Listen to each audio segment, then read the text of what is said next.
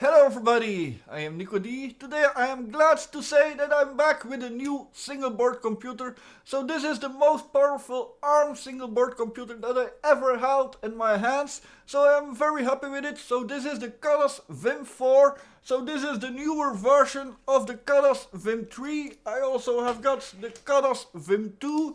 I will make a separate video where I compare these.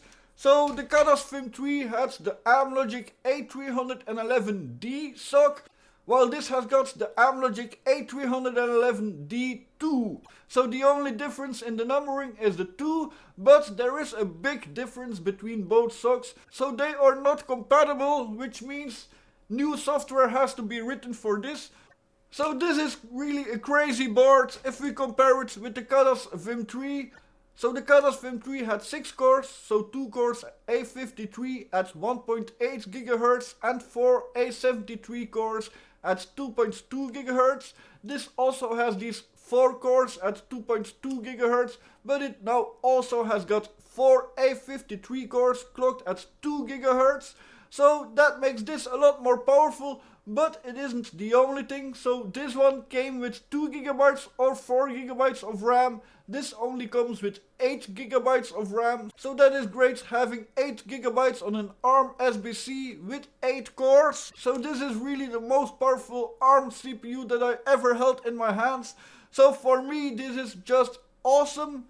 So people who follow my channel for a long time know that I love to go on vacation, on cycling trips, and that I take my ARM SBCs with me to watch videos, to watch movies, to check the internet, and also to edit and render videos on the fly. So with this that is possible, and I can use a power bank for it. Do know that this board is still at early stages, so the software ain't great for it yet. There is a Ubuntu image for it and there is an Android image for it. The Ubuntu image doesn't have panfrost, so no GPU drivers, so only the CPU is available to work on. And the Android version doesn't have Google Play Store. I wasn't able to install it, but I'm not good at using Android, so I will make a later video about Android when things are better there. So the cool thing with this board is that I have got a new system to install images. It is called Oh Wow. This is really awesome, so you can do a lot of things with it. So for example, you can back up the image that is already on your Emmc and you can write it onto an SD card. I have got an SD card in here with 3 images on. So I've got 1 Android image, I have got 2 Ubuntu images, Ubuntu 22.04 and Ubuntu 20.04. So I can just switch images. If I am tired of the image that is on here, I can install another image, first back up the image that is on here onto my SD card and then install another image. So it is quite like dual boots, but it takes a bit more time than a real dual boot. I do like this system a lot. You can do a lot with it. You can even play games in it. So I will show you how that works. For the software, I will make a later video about Linux on the Khadas VIM4 when Linux has improved. I was hoping that ARMLogic would have made this SoC compatible with the earlier SoC from the Khadas VIM3, but it isn't. So a lot of new software has to be written for it. And that is a bit a pity, so we will have to wait until things are great software wise. So why am I so happy to have this board? Well, one of my first single board computers was this, the Odroid XU4. This had 8 cores and they were clocked pretty high, also at 2 GHz. And that was a monster. That really is such a great SBC. I've used it for many years and it was for many years the most powerful board that I've had. Then another board that I bought was this. So this is the Nano PC T3 Plus.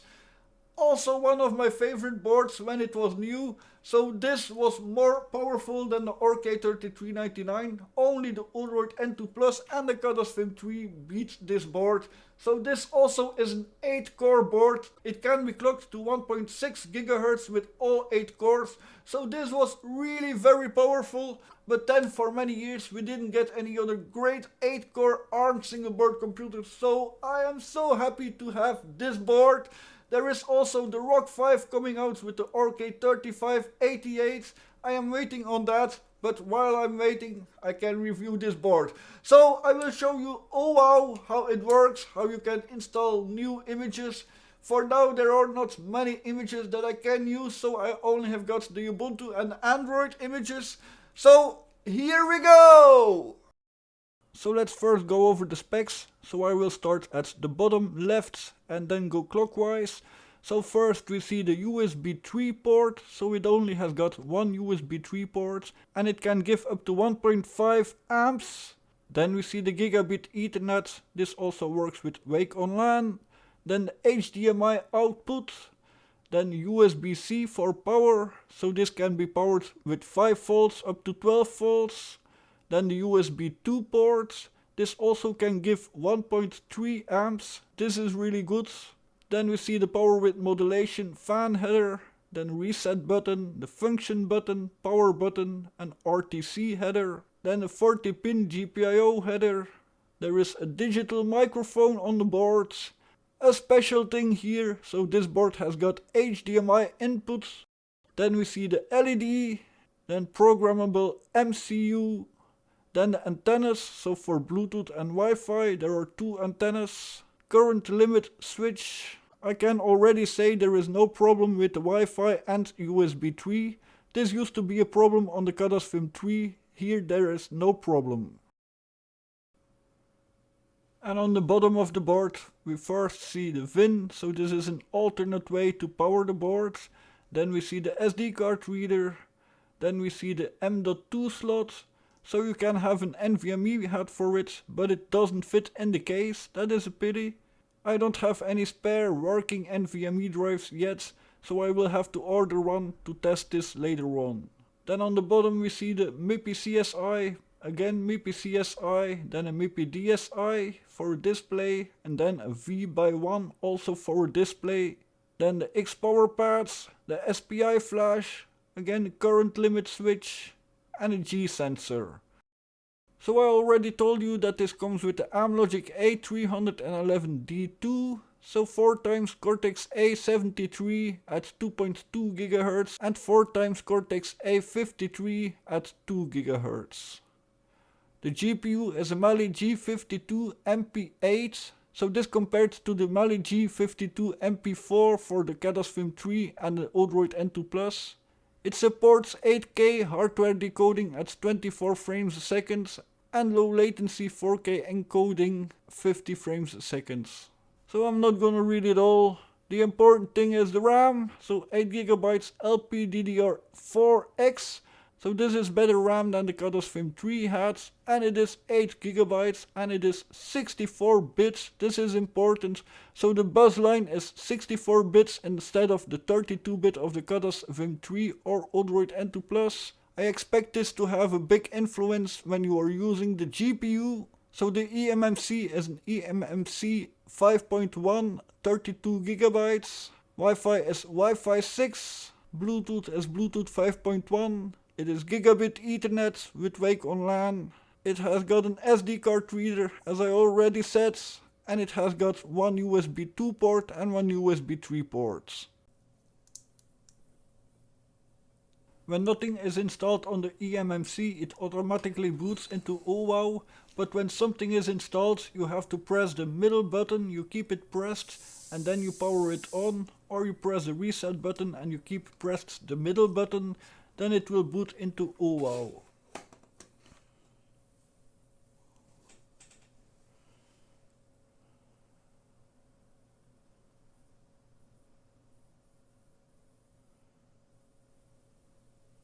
So here we are in OWOW. So first you can connect your Wi-Fi, but for me that is already done. So here the first thing I see is installation of an image. So here you can choose from 3 images to install from the internet.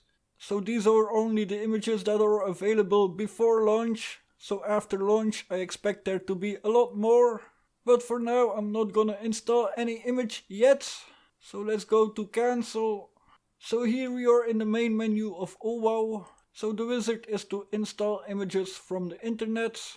So then we have got write image to eMMC. That is when you have got an image on the SD card and you can write it onto the eMMC. Then dump image from the eMMC. So that is backing up the image that is installed on the eMMC. So you can write that to an SD card. Then device configure KBI. There you can do a lot of things. Then network, to configure your network or your Wi-Fi. And system. So here you can update OWOW and get some device information. So I've got 8 CPU cores, 8 GB of RAM and 32 GB of eMMC. Then online scripts, then advanced. So here you can do advanced things.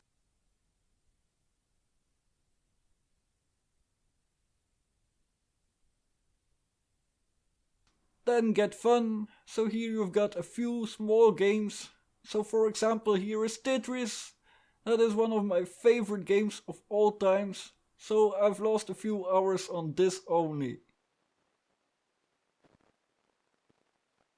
Well, I had bad luck. It's nothing about skills, just bad luck. So now let's install an image. So I go back and go to the wizard, continue. And let's install Ubuntu 22.04 with the GNOME desktop. So this comes with kernel 5.4. Too bad it isn't 5.10, because then it would be possible to use Panfrost, the GPU driver. So this doesn't have any GPU drivers or VPU drivers. So here you can download it from the servers from Khadas. And when it is downloaded, you can install it right onto your eMMC. Do know that it erases everything that was installed on your eMMC. So back up your eMMC if anything is installed that you want to save. For now there are only images for eMMC, but I hope by the time it will launch there will also be SD images. So here we boot into Ubuntu. Do know this is a rough image, it is still new. If you need GPU drivers and VPU drivers, then wait a bit or buy an RK3399, because those have it.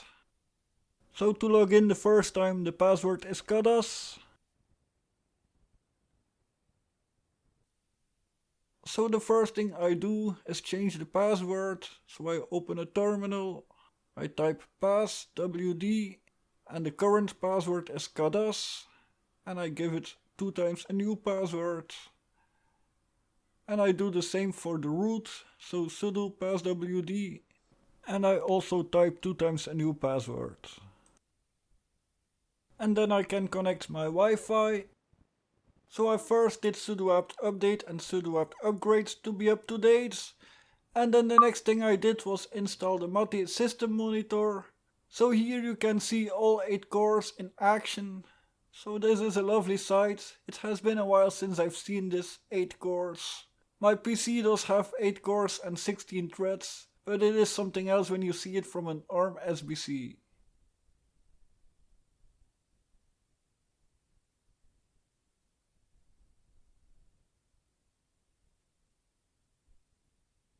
So one problem with this image, there is no internet browser, so Firefox doesn't work, Chromium doesn't work. This isn't Khadas their fault, this is Ubuntu their fault. They switched Firefox to Snap and it doesn't work. So for that I installed the Vivaldi browser. So I downloaded it with this.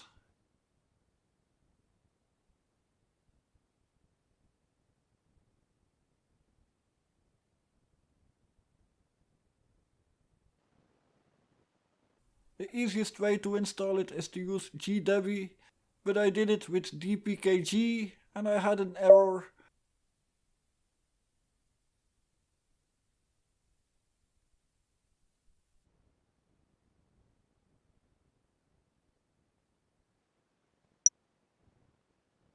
but I could fix it after doing sudo apt fix install.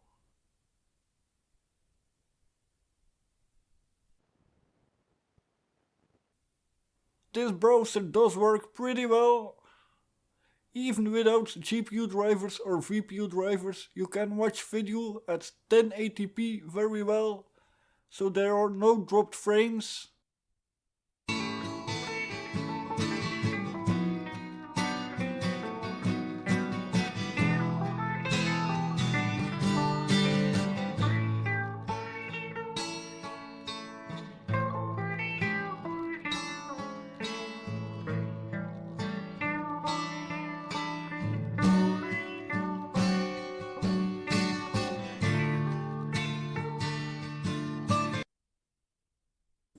Yippee! I just didn't want to stay at home.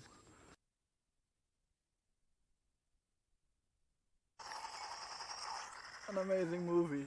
I'm listening with my headphones because it gets loud from time to time. And even at 1440p it works pretty well.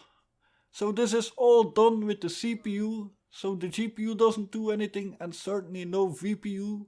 So this is the advantage of having such a powerful CPU. It can do a lot with CPU alone. And this doesn't consume a lot, so I don't care if I need to use the CPU to watch video. And my video editing programs can only make use of the CPU, so it is great to have such a powerful CPU for my video editing. Not everybody needs this, but for me it is awesome. So I already told you that panfrost doesn't work, so if we do helix info-b, then we see that it uses the LLVM pipe. That means it isn't using panfrost, but it does use Wayland.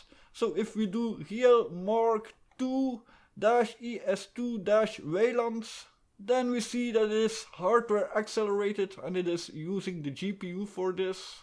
So that is great. So this desktop is hardware accelerated and you can use it for some games. So for example for Super Tux Kart, some other games didn't work but Super Tux Kart did work. If you use SDL video driver equals Wayland and then Super Tux Kart, then it will start with Wayland. This performs really great. It does have got a few bugs, but the performance is really awesome. So I get about 50 frames a second here. So that is even better than the Khadas VIM4 can do with panfrost. There it can do up to 18 frames a second. So here it is more than double. This doesn't work for all games, but it works for some.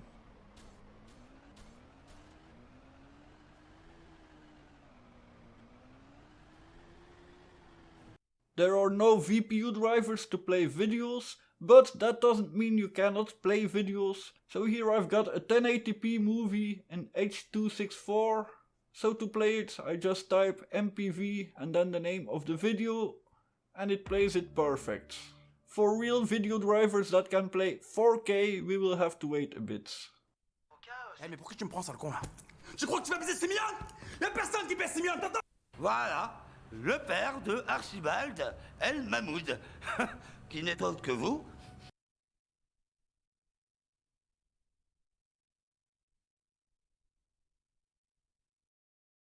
Then some benchmarks. So here the NicoD Blender benchmark. All is done with Ubuntu Jammy with Blender 3.0.1. So the Khadas VIM4 does it in 5 minutes and 3 seconds. So that is really crazy compared to the Raspberry Pi 400 at 1.8 GHz, which does it in 13 minutes and 15 seconds. The Odroid HC4 did it in 16 minutes 35 seconds. The NanoPi M4 with the RK3399 does it in 9 minutes and 50 seconds. The Raksha Zero does 15 minutes and 52 seconds over this. So the Khadas VIM4 really is a beast when it can unleash all its cores.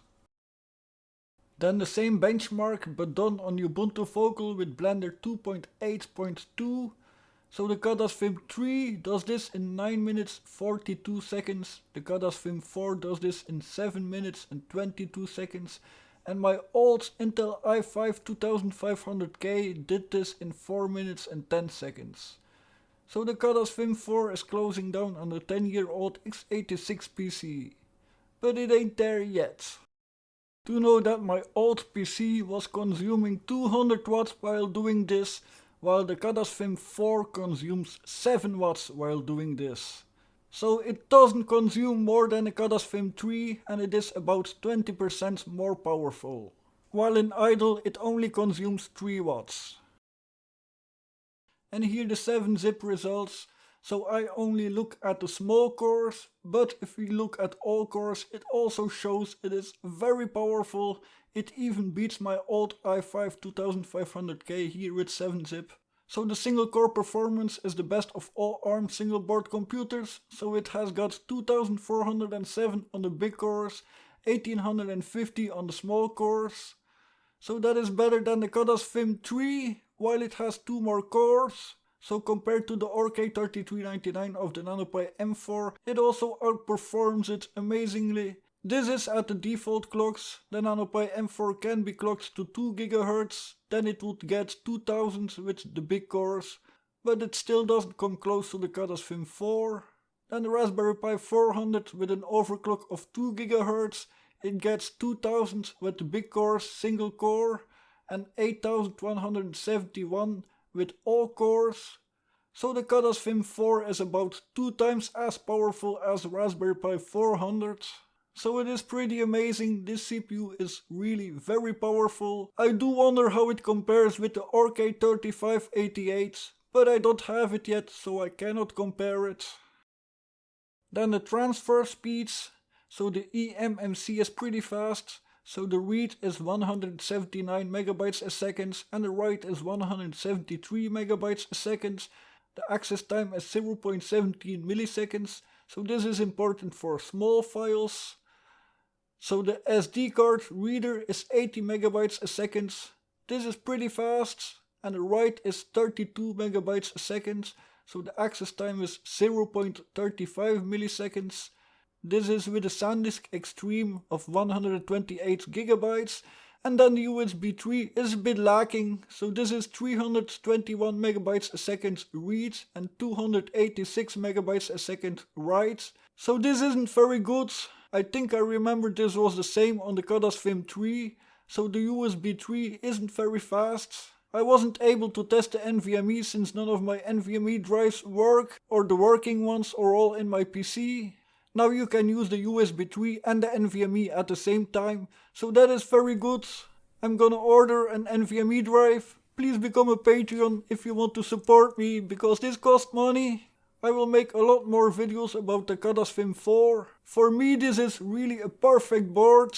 It has got 8 GB of RAM, it has got a super fast CPU, so for me, for video editing on the road, it is really great. I made this video a week early, so now I can go on a trip, and you will see this video a week later when the Khadas VIM4 is released. So thank you to the Khadas team for giving me the Khadas VIM4. It is a really great board. I forgot to say, it doesn't overheat, so with this fan it stays always under 60 degrees Celsius, whatever load you give it. So that is awesome. It doesn't overheat, it doesn't consume much, it is very powerful. I can't say anything bad about this board, just the USB 3 isn't performing as USB 3 could perform.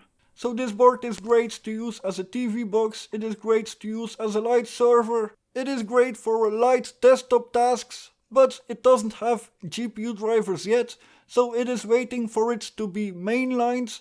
So when it is mainlined, we will have mainline images with the GPU drivers. I hope the GPU drivers will work quickly, since it is the same GPU as the Khadas VIM3.